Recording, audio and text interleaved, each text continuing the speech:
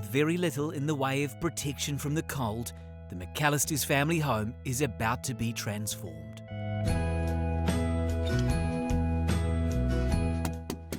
Today, workers from Sustainability Trust are sealing the damp ground under the house to reduce moisture and installing underfloor and ceiling insulation to keep in the heat. An estimated $4,500 of work completely free. For Samantha, who's pregnant with their third child, it's life-changing. You're a stay-at-home mum, so there's one income. Yeah. So the fact that this is free, Yeah. is it a lifesaver for you Oh, guys? it's amazing. We couldn't have done it otherwise, and the fact that the power bill will be a lot better is amazing, and yeah, it'll just be so good. This is the family's first home, and they could afford it because it was cheap. But cheap also meant cold. It gets quite icy, and we need separate heaters in the kids' rooms, and they have to stay on all night, and we get up and it's quite cold.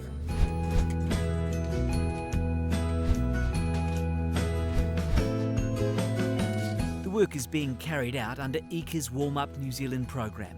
It has just a year left to run, so if you're sitting there in the cold, consider this a call to action. If people want free insulation in their home, how do they qualify for that? Okay, to qualify for it you need a community services card, and you need to have someone in your family that's either under 17 or over 65, or somebody who has a very high health need which may be referred by a health agency. Even if you don't meet the criteria, you can still get a helping hand to make your home warm like Samantha's. There are options where if people aren't eligible for the free insulation program, a lot of councils actually offer rates loans, so they lend the money for the insulation and you can pay it back on your rates, which is a really good option. So there are options for everyone and every budget, meaning you don't have to settle for suffering in a cold home during the winter ahead. And yet so many households will. For Samantha, doing nothing wasn't an option. For her family, it's as serious as life and death. My son was born with a condition, and we actually needed the house to stay warm because of it. And if it got cold, he could stop breathing. The good news is that if you're in the same situation, the current waiting list is pretty reasonable. In Wellington, for example, once an assessment is done, there's only around a fortnight's wait.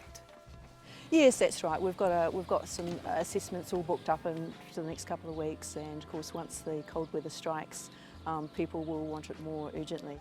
If today was anything to go by, that cold weather has already hit.